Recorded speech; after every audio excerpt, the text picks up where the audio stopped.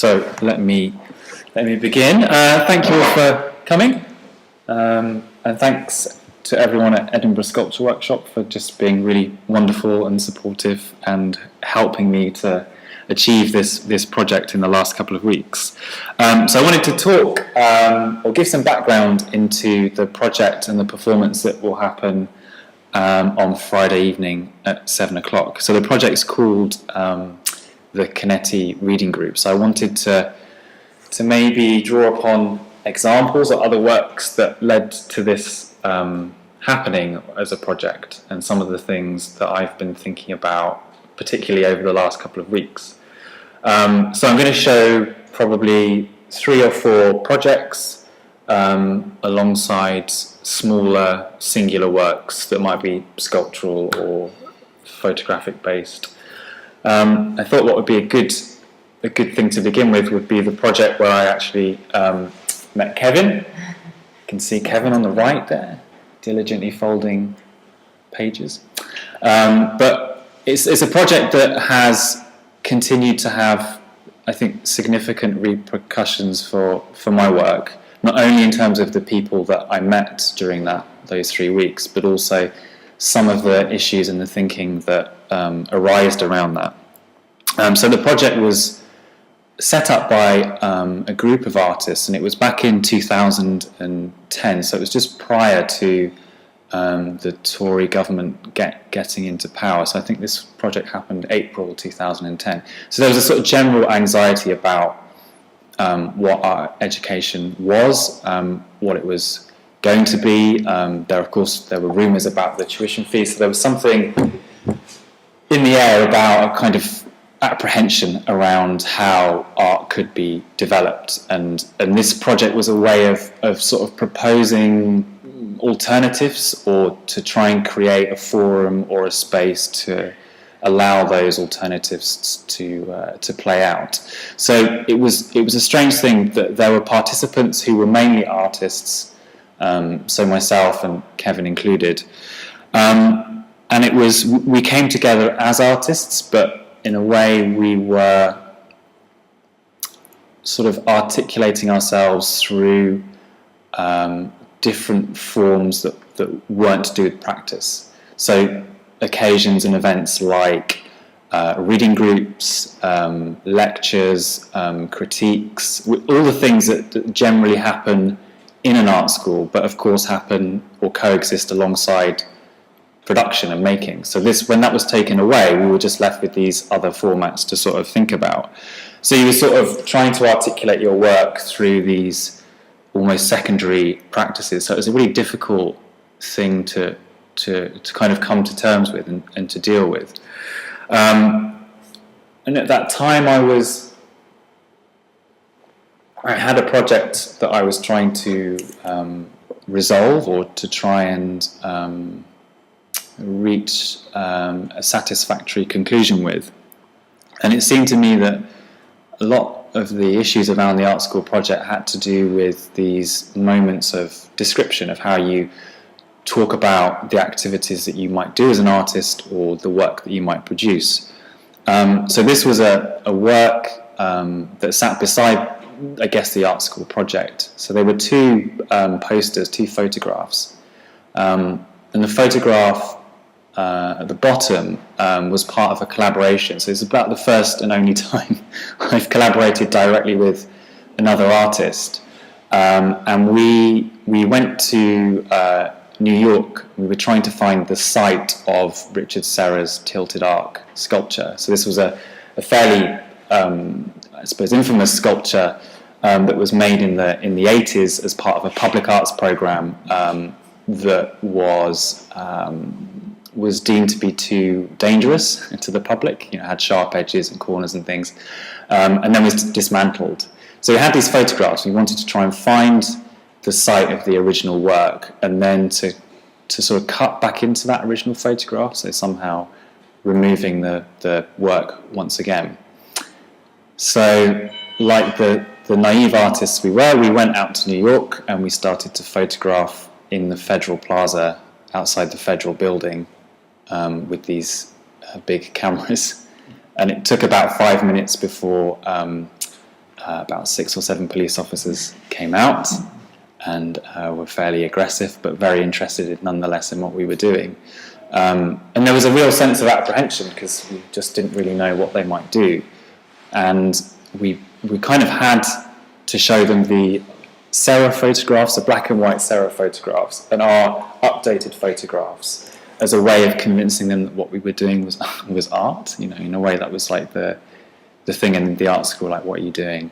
This is art. And that was like a distilled moment of clarity, of trying to convince them. And they let us go, and it was fine, and it was okay. But the collaboration kind of ended after that point. And the image above was a photograph taken later that year in Berlin, which was a photographic panoramic billboard of the Triumph column in the Tiergarten. And someone had cut this sculpture out of the image. So it was sort of this performance of a work that we never got round to completing. So it seemed to me that there was a relationship between the two activities and the two photographs. But it was only really that the addition of this description, this piece of text, that seemed to kind of allow the work to come together. So it was really the first moment where I thought that text could be used not just as a sort of way of describing something, but as a way of perhaps sort of expanding on some visual ideas and providing a context as well. This was a work that I produced also in that summer, which was for a group show in Lisbon. And I was really thinking about text and the relationship between text and page, and this idea of something that could be read and written, and these two different speeds of comprehension. And so I began to investigate these pretty formal ways of thinking about text, so thinking about it in terms of folding, of overlapping, of creasing, of mirroring. And then I sort of arrived at palindromes and palindromic forms. So this was a laser cut perspex sculpture that derived from a word, a made up word by James Joyce in Ulysses. And whilst I was installing the work, the piece cracked, so it had again this sort of acoustic resonance. And I became interested in the words as being things and sculptures in themselves, and because it was this highly reflective surface, people were beginning to kind of be reflected back into that space, and that became something that I wanted to explore a bit more. And I was kind of going from the longest palindromic form to the shortest, and this was a word that my friend, who I shared a studio with at the time, who's Portuguese, would kind of come back to this word non, which was in Portuguese this terrible word which you could read upside down, back to front, any which way, and had this sense of foreboding. It was a kind of a void word. And so I wanted to somehow give this word a form, and I kind of sat with it for a long time, and I was trying to find the most suitable or interesting way for this to become something. And I came across the book, a description of a book that I hadn't seen, and the book was by Derrida, but the title of the book was called How Not to Speak. So I sort of made this as a sort of proposed sculpture cover for this book. So this is a modified shaving mirror, so it sort of comes off the wall. But of course the mirror in the middle exaggerates facial features, so this idea of kind of speaking and not speaking again within the sculpture became something that I could potentially explore and extend from that first rat-a-tat sculpture. But what came from that was this sense of kind of being able to embed maybe historical or literary narratives into some of the work, but still kind of setting up scenarios that were essentially encounters within spaces or within galleries or museums. And I mean, it's quite, I suppose, being a visual artist and working with text, you deal with things that are probably quite straightforward, but suddenly you think that they're the most interesting things in the world. And of course, text sets up this narrative space, or this fictitious space. But I was also interested in how text could create situations or structural or physical spaces. So I created these. These were printed stacks. So these were lithograph prints, and they were overlapped. There are about 500 or so that people could take away within the exhibition. And that middle overlapping sculpture is a kind of reproduced sculpture from graphite that was referenced Brancusi's endless columns. So there's sort of very clear reference to columns and reading and stacking of text. The page, the written work was a page from a André Gide novel, which sort of talks about processes of deconstructing text as you're writing. So this is a very, I think, important motif or trope that I come back to a lot, and it's something that really, I think, emerges within the reading group. And this sort of series of works accumulated with this moving image piece that I think was shown actually a couple of times here in Edinburgh. And it was the first time I'd worked in quite a direct way with moving image. And of course, with moving image, you have like a very clear linear narrative. It's very hard with single screen works to move away from that as being a beginning, a middle, and some kind of end.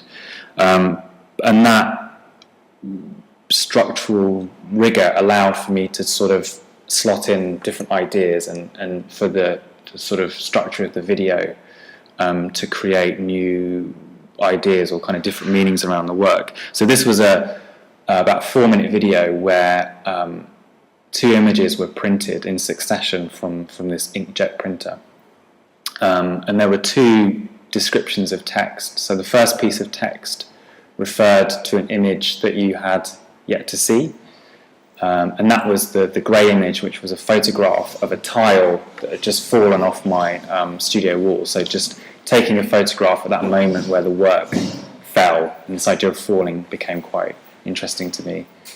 And then the second bit of text was describing the sunset image, which was just about to emerge from the printer. So there was this sort of crossing over of descriptions, and the text spoke about this sort of difficulty in trying to translate visually these kinds of experiences. So it was, in a way, a kind of effort of failure, or trying to kind of talk about that. And the video at the end kind of coalesces, so the 2 horizons overlap at the very end. So there's this kind of very clear point where the 2 things meet.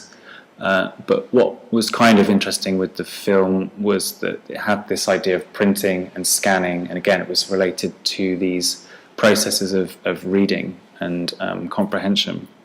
So that was kind of, I suppose, the end of a period of work which was still very much studio-based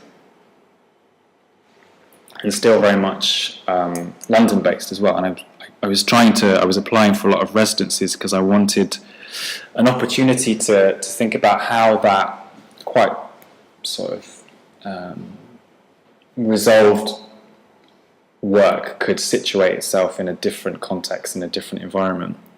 And so I was accepted onto a residency in Weimar in East Germany. And Weimar is this incredibly strange and interesting place that has always popped up in significant moments of German history. It was a town where a lot of important composers or enlightened thinkers or writers had spent some time working. Had also been the site of the Weimar Republic and that effort to establish a democracy. Weimar was also a particular area where it gathered a lot of momentum for the Nazi Party in the early part of the 30s, and then of course became part of that East East German bloc. So there was it had this incredible significance, or it had this sort of weight behind it. And I wanted to go over there, and I wanted to try and orchestrate or arrange these sort of guided tours. And the guided tour interested me because it seemed like I could use text within performance, I could bring in associations, I could think about personal histories alongside these other kinds of histories. But when I arrived at the place, and I sort of got a bit of a bad feeling about what I was trying to do, or I felt as if the original project was going to be really difficult to achieve, and the city being so kind of burdened with this history, and yet so easily manipulated or represented in different ways, and the whole city became this kind of strange touristic narrative. So every aspect, even the concentration camp, had somehow been subsumed into this really strange planned way of sort of articulating tourism and presenting the city as a sort of touristic enterprise. So I knew that there was this sort of really clear problem about how do you, as an artist, how do you go about dealing with this as a kind of material. And I think what I kind of resigned myself that actually maybe it was a case of trying to make a project about why that first project would be so difficult to do. So this really difficult problem of instrumentalizing something or using something, which of course if you're an artist is like one of the most difficult things. At the time I was trying to learn German, not very well, and I was meeting with a kind of tandem partner, so we were sort of talking English and German back and forth. And she was an architectural historian from Berlin, and she'd come down to Weimar to research on this particular building and this particular site. And the building was the Nietzsche Memorial Hall, so it was a big plot of land that was right next to the Nietzsche archive. And the building had this incredibly interesting history. It was built in 1937, commissioned by Adolf Hitler, designed and built by Paul Schultz-Naumburg. Hundreds of thousands of Reichmarks were thrown at this building, so it was this incredibly ornate, fascistic, neoclassical building with white marbled interior and kind of huge cavernous halls. The money ran out, the war finished, it was an incomplete building, by which point, of course, Nietzsche and the awkward relationship between Nietzsche and fascism had been well established. And so the Soviets, the East German government, kind of neglected it for several years before dealing with it as a kind of entity. So they transformed it into this broadcasting space. And in doing so, they added different rooms and hallways and floors and annexes, and a kind of very eclectic way of approaching a building. And this continued, this process of alteration and modification of the building until 2000, when it was left abandoned, sold, I think, to a property developer who didn't know what to do with it. The Weimar Classic Foundation, the tourist board, again didn't know what to do with it. So it just kind of sat. And I liked it because it sat outside of this narrative of Weimar. No one knew what it was, no one knew what to do with it. And so my friend Simona, the architect historian, she was working, her and an assistant, for 8 months just on this building, just themselves. They had the keys to the ground. They would go in, they would record measurements, they would report on it in a very architectural way. I think if you're an architectural historian, this was a very strange building because there were certain clues within the architecture or the facade or the sort of ornament that suggested a different kind of architecture that was never really discovered, so it kept revealing itself. And the thing is, it became this kind of observer of this enactment of like 20th century ideology, and it was incredibly laden with stuff. And I kind of knew I wanted somehow I had some exhibitions where I had opportunities to present her research, but I didn't want to fall into this trap of just representing something that was already really interesting and was already there in terms of material. So I thought about, okay, well, the building's kind of sitting outside of this Weimar narrative, and I thought, well, maybe it'd be interesting for Simona to use this exhibition as a way of presenting stuff outside of her academic research. So the sort of anecdotal or informal or subjective moments of research that, for whatever reason, couldn't be accommodated by an MA thesis. So the core of this was an interview that I set up with Simone. So I would ask her questions about her relationship to the research, how she felt about the building, how her knowledge had changed, how her subjectivities had developed alongside this information that she was kind of privy to, one of the first people to have that. And alongside this interview were a kind of curated photographs, so that's the film on the left-hand wall, which were photographs that were not part of her thesis. So they would be images of her eating lunch or something with her research assistant. It might be images of her reading a book, or measuring tools, or color calibration tools, or things that were just not within the thesis. And then we also had a kind of a table with texts that related to the project as well. And I think I kind of wanted to build within this project a sense of how unsure I felt about this as a project, about me taking this material and representing it. And so a lot of that anxiety, I think, which she talks about in the film, kind of mirrors my own anxiety of the project itself. As a way of, I think, kind of supplementing that main project, I found, or I was directed towards an essay which was written by Nietzsche called On the Uses and Abuses of History for Life. So this was a book, a long essay that was written in 1877 around problems of how historians were representing history. So suddenly this kind of clicked with me. The hall was this enactment of all the kind of warnings embedded within this text.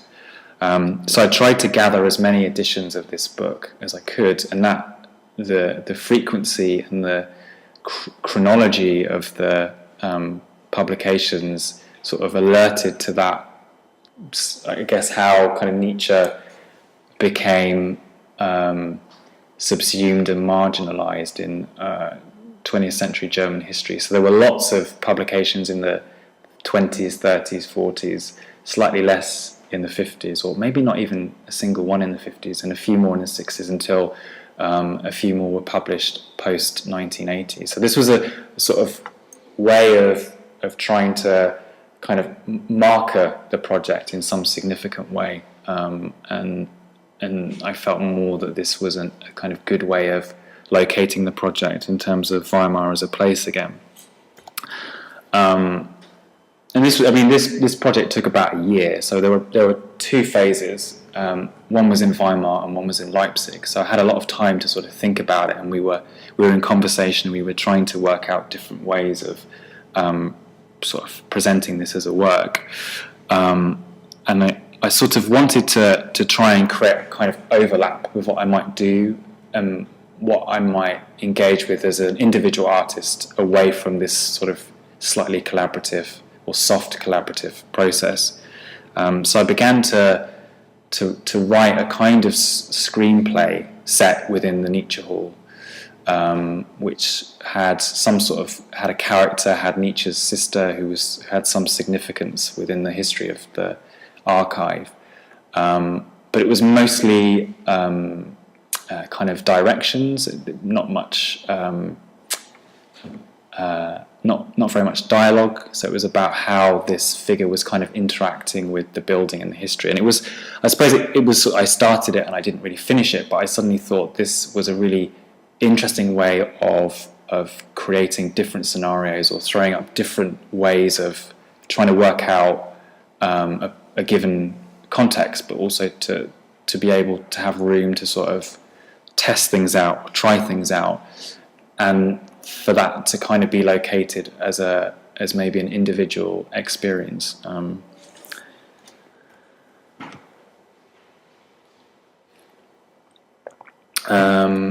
then I had an opportunity to go to Zurich, and this was a residency that was it was an interesting residency because it was partly supported by a writing group and partly supported by a visual arts group. So there was this sort of, they kind of collaborated for a year and were able to support these international residencies. And so I thought this would be a really great opportunity to sort of explore the mobility of scripts or texts, of how I could take something and suggest different ways of performing it or enacting it. And the writing group was a great way of testing out, getting feedback and having that kind of critique, which you don't necessarily get so much if you're rooted in the visual arts. And the reason I wanted also to go to Zurich was to go to the James Joyce reading group. So this was a fairly, I think it's quite a famous reading group now. The artist Dora Garcia made a documentary about this group. I think it was previewed the end of last year, but it's a really interesting group run by this really old academic who organises these meetings about twice weekly where people sit down with him and read Ulysses and Finnegan's Wake. So there'll be a different group depending on which text. But these two books have been read for 25 years, so each reading would take about 18 months. They'd kind of get through maybe 3 or 4 pages per hour. So it was a real kind of episodic marathon way of kind of trying to come to terms or comprehend these really notoriously difficult texts. And I kind of went along to a few of these readings. And it's sort of up the top of this staircase, and it's a bit rickety, and you're not really sure if you're in the right place. But you get there, and it feels it's like a very sacred space. You're aware of, you're not sure if the person sat opposite you has read this book 50 times before or has never read this book at all. And I like this idea that you could kind of come along and leave, and there was no obligation, that it would kind of pick up people who were interested along the way.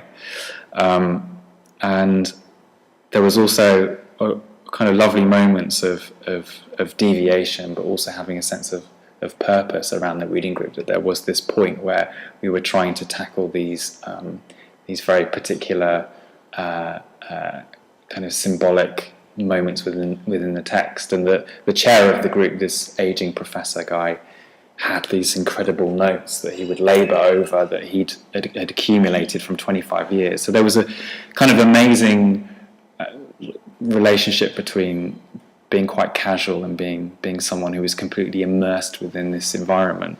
So I thought, well, it might be interesting to try and stage or script something around this, create some kind of a reading group. So I was trying to find text that I could use within the script, or something that would kind of resonate between all the things that I'd thought about and observed and also experienced from being at art school, being at the Art School UK project, and finally these James Joyce groups. So I found a text by Elias Canetti called Crowds and Power, and Canetti spent some time in Zurich, so it kind of felt like it was a good match.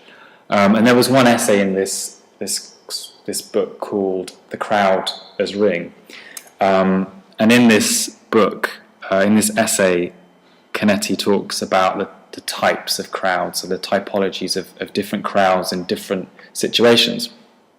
And he was talking about groups or clusters of people. But I sort of kind of made the leap and thought about this as maybe individual people, and maybe they would be individual people within a reading group. So this text could somehow permeate the reading group itself. And what I really liked about Canetti's text was this great mixture of being quite anthropological and quite descriptive and quite earnest, alongside it being very poetic. It was very readable, and it seemed also quite ready to be performed in some way. So I thought, I started to write this script, and it was not necessarily something that I'd ever done before, and writing it came really quickly and readily, and it seemed almost having these 6 tropes, or these 6 types of people, or these 6 kinds of critique, meant that the writing came really quickly, because it wasn't just me sort of thinking about it. There were these kind of surrogate people. So somehow the writing of it became also part of that whole reading group process, and I found that really useful and progressive for the work, which I wasn't really expecting. And when the text was written, I sort of thought that it became really allegorical. It became a lot of the things that the characters in the script were talking about related to the artwork. So there was this relationship between the characters sort of coming to terms with being part of an artwork. So there were these moments of kind of refusal and acceptance, and feeling a part of something and feeling a part of something.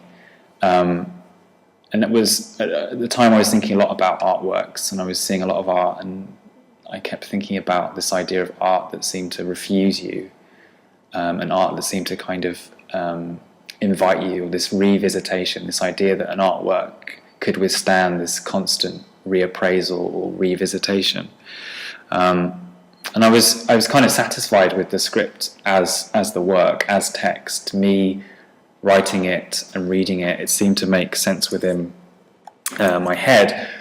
But what was missing, or what didn't seem to be present, was the kind of subjective element. That moment where I felt like, any reading group I attended, there was a real sense of embarrassment or kind of shame, or not really knowing what to do within those situations. And also, with reading groups, it's really about that thing of speaking and not speaking, of participating and not participating. So I thought that this probably needs to be somehow performed or acted out.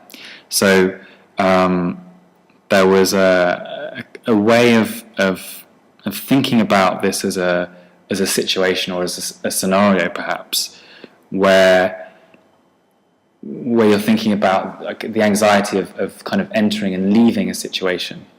And it seemed to me that this also was quite theatrical. If you see a play, there is a moment where the actors enter a performative space and leave a performative space. So this sort of clear designation of when something is about to happen and when something happens. And so for the Tank project, it seemed that, given this space and given this time, that I could expand upon this idea of rehearsal and performance, and something happening within a space, and this connection with an audience, and maybe this potential kind of disconnection with certain moments in a performance as well. And so what I wanted to do was to have a series of rehearsals. So those rehearsals would build up to a performance, but I wanted the rehearsals to be modified by the performers, so that in a way, maybe those types of crowd or that type of interaction would kind of bleed into the script itself. So people would, through their characters or through themselves, would feel able or unable to modify or change the script. And I felt this might be a way of resulting in a script that people were had a relationship with and felt able to perform. So that for the performance on Friday, I'm kind of interested in using the window space as this sort of division, this kind of membrane between the audience on one side, on the street level, and performers inside. So there is this sort of acknowledgement that both things are happening, but this designation or this separation of the space.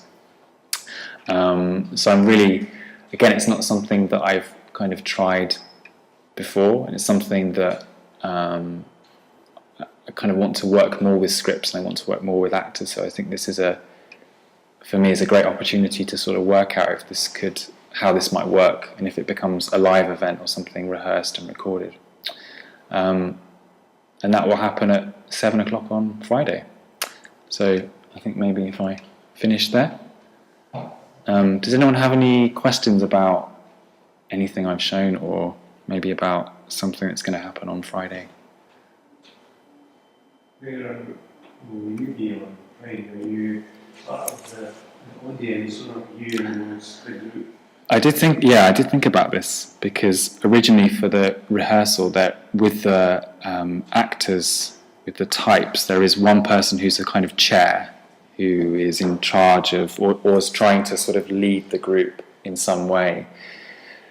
And then I thought, by having me kind of present within that, again, would it be too directed? So for the rehearsals, I won't be part of that. And with the performance, I'd also, maybe, I'm not sure.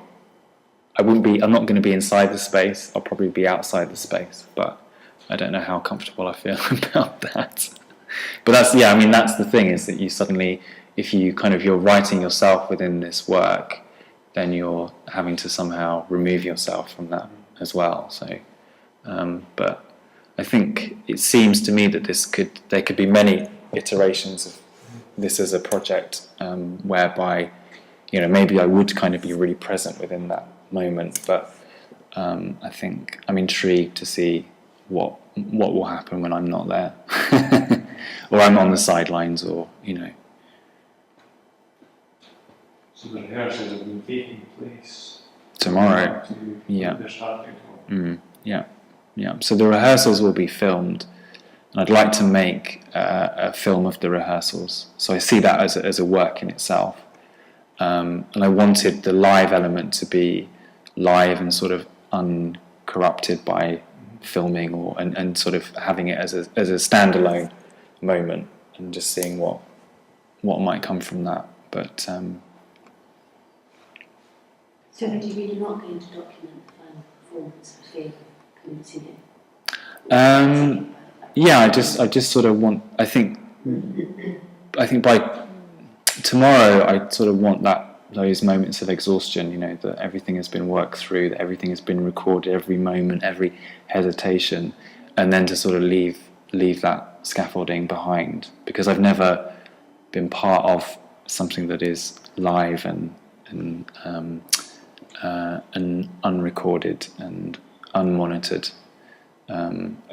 Probably just, I think it's partly out of curiosity, but also I feel maybe because I'm going to be quite present in the rehearsals, that for the actors, for me to be more absent and for them to feel part of that as an event, I feel like there's some kind of, maybe I feel like I need to be more generous in that way, if that makes sense. Yes.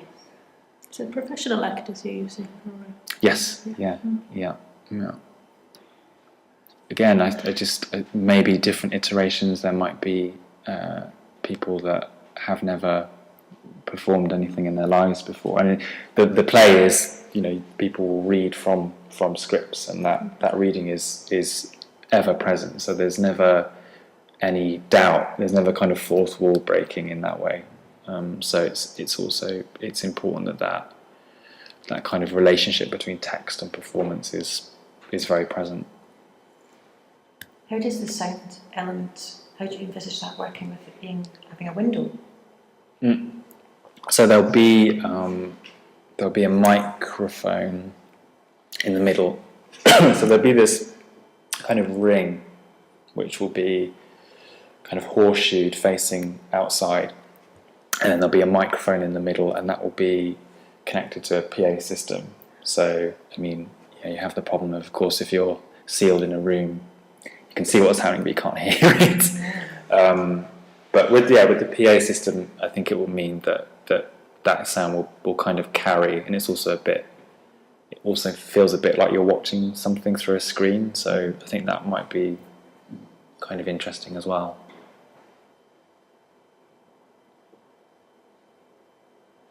Can I ask a personal question? Sure. Documentation of your practice, and your practice seems so close. It's like your practice is partly about documentation, and you use the tools of documentation in an interesting way. And I'm wondering, how did you find it easy to acquire the knowledge within art school, or did you find you had to look to other disciplines because you have quite a good vocabulary of documentation in your armoury, and I'm just thinking, for many artists, it's a kind of, I've got to photograph it, that's about the limit of art documentary ability. Yeah. There are also loads of moments like that, Plenty of moments like that. So where have you gone to other artists that you could kind of, that's someone that... Do you mean how do I go about document? I mean, there is, I suppose, I'm quite distracted as an artist. I get quite bored around certain things or working in certain ways. So that does mean that I'm kind of picking things up constantly and trying to learn things constantly, but probably not to any satisfactory level. And the documentation is, I think it comes back again to quite like graphic design. I quite like how there is this tension, with art and communication, and I've always felt that art has not been about communication, it's been about something else. But I like the kind of equipment of graphic design. I like how that situates itself within particularly text, print, because I did an MA in print, so I have this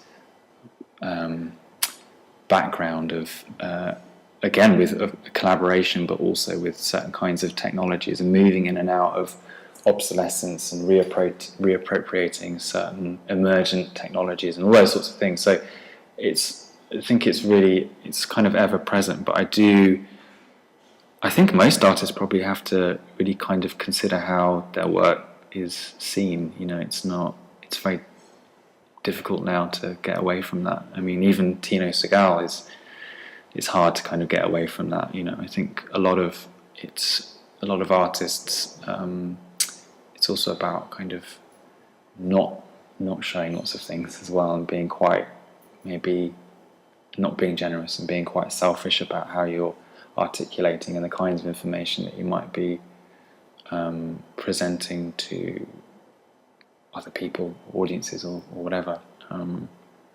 But it took me a while to work out, actually, maybe galleries aren't the best context for the work. There are other places, and that's something that kind of interests me a lot, and that's what interests me about this as a project.